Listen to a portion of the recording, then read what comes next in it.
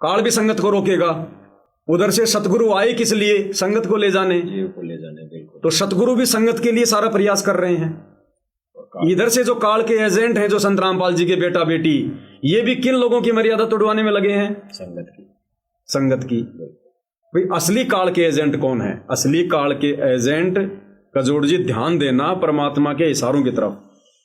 असली काल के एजेंट ये नकली धर्मगुरु नहीं है, आचार्य शंकराचार्य नहीं है, राजनेता नहीं है। असली काल के दूत कौन है? जो भक्तों को काल के जाल में ले, जो भक्तों के काल के जाल में फंसाएगा। बिल्कुल। क्या आज संत रामपाल जी के भगत किसी शंकराचार्य के बहकाव में आके मर्यादा तोड़ देंगे? वो तो है ही काल के जाल में पहले से। क्या किसी आचार्य शंकराचार्य, किसी नकली धर्मगुरु के बहकावे में सतगुरु रामपाल जी का भगत आकर मर्यादा तोड़ देगा? क्या नहीं तोड़ेगा।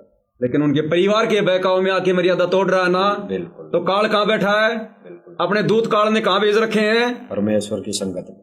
संगत माही कुसंगत उपजे, जैसे बन में बांस, आप है घिस घिस आग लगा देकर बनखंड का भी नाश है। बिल्कुल सही है। संगत माही कुसंगत उपजे। वो आचार्य हमारी संगत में है क्या? बिल्कुल। शंकराचार्य हमारी संगत में है क्या?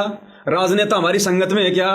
तो गुरुजी ने किनको बताया काल का दूत? काल के दूत कहां आएंगे? संगत माही कुसंगत उपजे। तो संत रामपाल जी का परिवार है वो काल का दूत, जिसने 2014 बरवाला कांड में और उसके बाद वर्तमान समय तक किस कदर मर्यादा तोड़वा दी है, ये किसी से छुपा हुआ नहीं है, भले सत्य को स्वीकार करने की हिम्मत संगत की ना हो। बिल्कुल सही बात। तो भाई समझना, संगत ने है, सारा खेल संगत के लिए हो रहा है।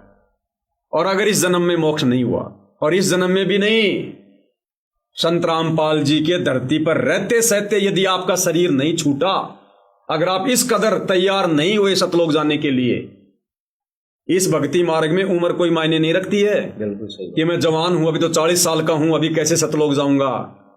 आदरणीय गरीबदास जी मात्र 65 साल की उम्र में सतलोक गए थे। बिल्कुल। भक्तों ने कहा कि महाराज जी अभी आपका जाने का समय नहीं है, हमारा मार्गदर्शन करो। गरीबदास जी ने कहा भाई ऐसे गंदे लोक में मैं नहीं रह सकता। बिल्कुल। ऐसे गंदे लोक में मैं नहीं रह सकता। ये जो ये संगत वाले हैं, ये कहते हैं कि नानक जी का मोक्ष हो गया।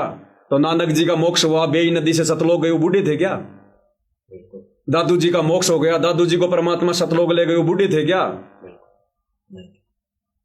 इस भक्ति मार्ग में उम्र मायने नहीं रखती है।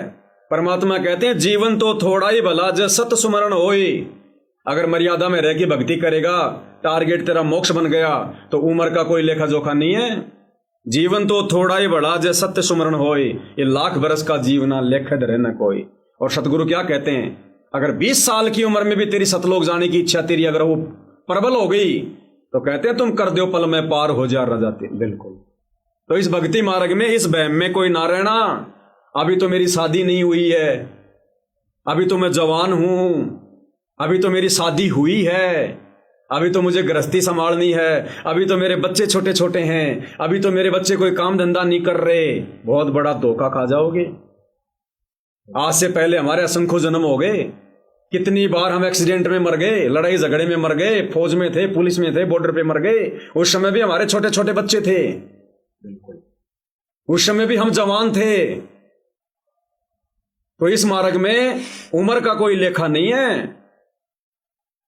अगर ज्ञान समझ में आ गया तो परमात्मा कहते हैं समझा है तो सिर धर पाऊं, बहुर नहीं रहे सादाव। बिल्कुल। ये परमात्मा, ये आपका परिवार है, सारा संसार आपका परिवार है। मैं कौन ठेकेदार हूं? मैं तो उस समय तक परिवार का ठेकेदार था जब तक आपका ज्ञान नहीं था। बिल्कुल। और वैसे भी सतगुरु हमें कितनी बार समझाते हैं इसी भावना से कि बुढ़ापे का इंतजार मत करना, बुढ़ापे तक तुम्हारा गुरु नहीं रहेगा। इसी भावना से सतगुरु हमें बार बार समझाया करते थे। और क्या कहते थे कि ये तुम्हारे बच्चे नहीं है, ये मेरे बच्चे हैं। अगर तुम इनको अपने बच्चे मानकर इनके साथ रहोगे, तुम कभी काल के जाल से नहीं छूट पाओगे। ये परमात्मा के बच्चे हैं, तुम भी परमात्मा के बच्चे हो। और इन परमात्मा के बच्चों को परमात्मा की शरण में लगा दो, फिर इनका रक्षक वो हो जाएगा। तुम इनके ठेकेदार मत बनो। जब तक हो परिवार में प्यार प्रेम से रहो, इनकी आवश्यकता जो है वो पूर्ति करते रहो। इससे ज्यादा इनके अंदर मत घुसो। हाय मेरा बच्चा, हाय मेरा लल्ला, हाय मेरा पिल्ला। ये तुम्हारे लिए काल के दूत बन के खड़े हो जाएंगे अंत समय में। जिस प्रकार वो 5 आने की झाड़ू, 2 आने की झाड़ू उस बुड्ढे के लिए। बिल्कुल। तो जब तक सतगुरु रामपाल जी के पवित्र चरण कमल धरती पर हैं, आपकी चाहे कितनी भी उम्र है, सर पे कफन बांध लो बिल्कुल कि हे परमात्मा मुझे इस कदर भक्ति मार्ग पर तैयार कर दो, मुझे इतना ज्ञान दे दो, मेरे अंदर ऐसी भावना भर दो, हे परमात्मा आप अपने धरती पर रहते सहते मेरा शरीर छुड़वा दो, मुझे सतलोक भेज दो। बाद किसने देखा? अगर ऐसे बाद में जाना होता तो फिर आपको सतलोक से आने की क्या जरूरत थी? आप तो सतलोक में बैठे बैठे भी तो ले सकते हो। बिल्कुल तो एक बार यदि सतगुरु धरती से चला गया फिर मोक्ष की उम्मीद कोई मत करना, चाहे सार नाम क्या, सार नाम का बाप क्यों ना ले लिया हो आपने। जब हमारे को सतलोक में लेकर जाने वाला ही चला गया, हम कैसे चले जाएंगे? बिल्कुल हम कैसे चले जाएंगे? बिल्कुल नाम नहीं लेकर जाएगा। ये तो गुरु ने कहा कि गुरु यहां से नाम तो एक जहाज है, जहाज को चलाने वाला भी तो चाहिए पायलट। जब पायलट ही नहीं है तो तुम जहाज में बैठे रहो, कहां जाएगा तुम्हारा जहाज? बस नहीं लेकर जाएगी। बिल्कुल सही कर।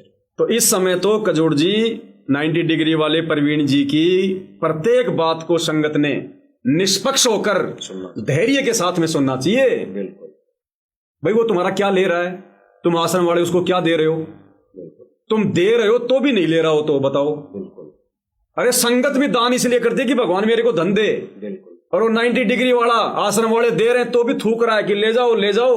संतों को दिया जाता है, लिया नहीं जाता। मैं पाप का भागी नहीं बनना चाहता। नहीं ले रहा तभी तो बौखला गया। ले लेता तो आश्रम वाले खुश थे। तो ये तो संगत ने विचार करना चाहिए कि वो प्रवीण तुम्हारा ले क्या रहा है। तुम्हारी ज्योति का ले नहीं रहा, तुम्हारे पाठ का ले नहीं रहा, तुम्हारे 10वां अंश को ले नहीं रहा, और तुम्हारे से कोई मजदूरी वो करवा नहीं रहा, राजनीति करवा के नेताओं की रैलियों में धक्के खिला के मर्यादा तुम्हारी तोड़वा नहीं रहा।